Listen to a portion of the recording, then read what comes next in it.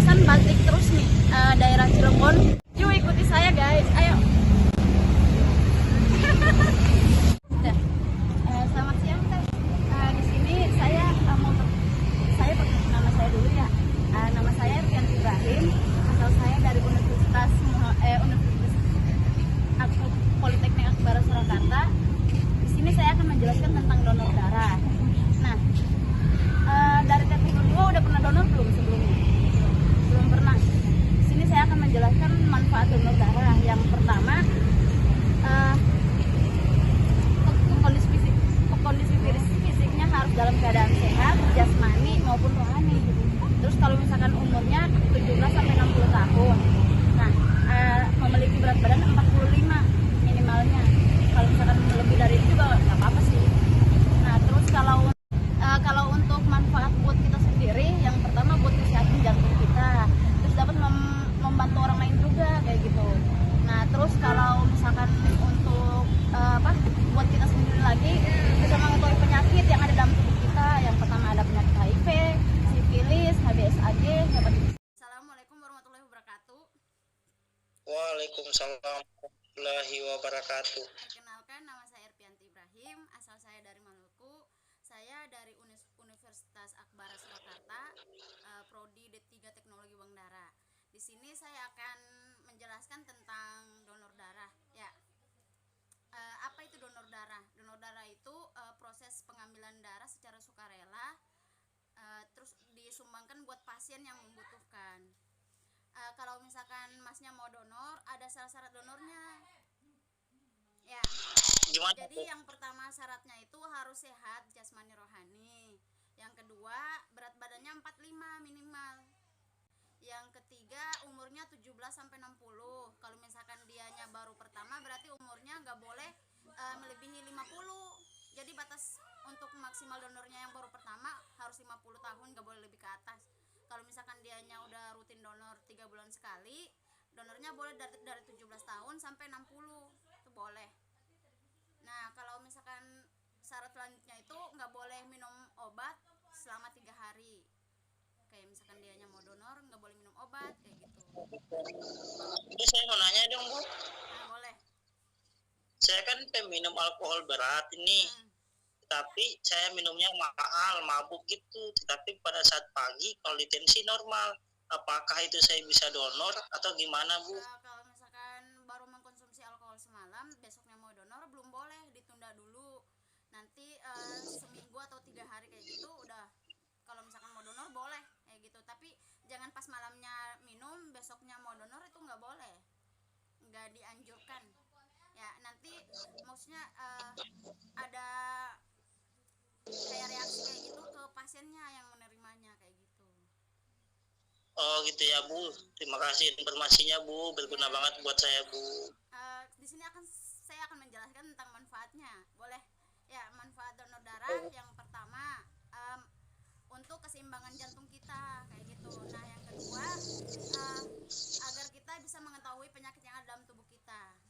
Nah, selain membantu orang, kita maksudnya bagus juga untuk diri kita sendiri kayak gitu ya. Oh gitu ya, Bu ya. Berarti donor darah itu menyehatkan, Bu ya? Iya, menyehatkan sama menurunkan berat badan juga. Ya, siap, Bu. Makasih banyak, Bu. Siap. Udah, itu saja yang bisa saya sampaikan. Kalau misalkan mau nanya boleh. Siap, Bu, nanti kapan-kapan saya nanya lagi, Bu. Iya, tapi boleh. informasinya sangat penting buat saya, Bu. Terima kasih banyak, Ya, Bu. terima kasih juga, Mas. Makasih atas waktunya. Semoga sehat-sehat ya. Nah, sehat-sehat ya. Dah. Assalamualaikum. Dadah. Salam.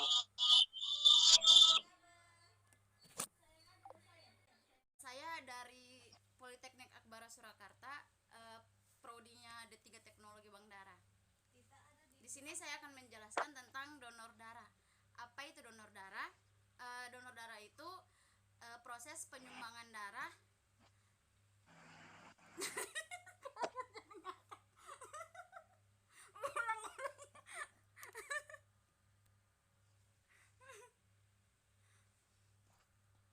Oh, jangan ketawa dong, ih.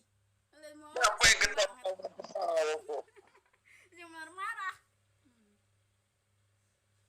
Ya, donor darah itu proses pengambilan darah secara sukarela untuk ditransfusikan ke pasien. Nah, kalau misalkan masnya mau donor, syarat donornya ada. Jadi yang pertama itu berat badannya minimal 45, harus sehat jasmani dan rohani. Kalau untuk umurnya 17 sampai 60. Kalau misalkan dianya baru pertama donor, itu nggak boleh lebih dari 50 tahun, harus 17 sampai 50. Ya, Boleh saya tanya? boleh. Silahkan. Kemarin saya donor darah, tapi berat badan saya 120, tapi bisa diambil. Iya, bisa kan maksimal Tadi kan katanya minimalnya 40 kilo. 45. Lebih Tadi dari kan itu katanya nggak apa-apa. batasan. Tadi batasan 40 katanya. Ih, apa 40, 45. Ya, beda sedikit. Terus sedangkan itu kok bisa? Kalau misalkan 45 boleh, 45 sampai ke atas boleh. Kalau di bawah 45 nggak boleh. Katanya tadi minimal 45. Iya, minimal kan maksimalnya nggak ditulis. Kan orangnya cuma tulisnya minimal doang, minimal 45. Oh, gitu ya. Berantem sih. Terus Nah, kalau misalkan orang lain minta donor ke kita nih, terus kita ke PMI. Nah, setelah begitu si orang yang minta donor itu bayar atau tidak? Kan kita dengan sukarela nih, iya, dengan sukarela kasih. Nah, tapi si pendonor ini apa yang mau minta donor ini dimintain uang nggak? nah, Sedangkan kan saya kan ini saya secara sukarela iya. gitu. Nah, saya ngerti, saya paham, iya. Nah, kalau misalkan untuk itu kan di PMI-nya juga ada proses pengolahan. Nah, itu ada biaya penggantinya kayak gitu. Jadi darah itu didonor nggak langsung ditransfusi, itu kan ada dicek dulu ada penyakitnya apa enggak, terus dikomponin dulu, terus dicocokin lagi kayak gitu kan, semua ada biaya prosesnya kayak gitu. Nggak mungkin masnya misalkan donor nih, kalau misalkan nggak mau ada biaya, masnya donor langsung dari masnya ke pasiennya.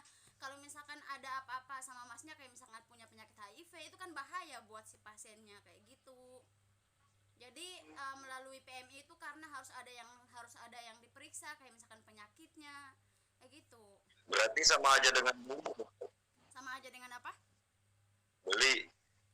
Ya kan bukan beli, darah itu tidak diperjualbelikan, cuman itu harus ada proses biaya pengganti kayak gitu, proses biaya pengolahan lah.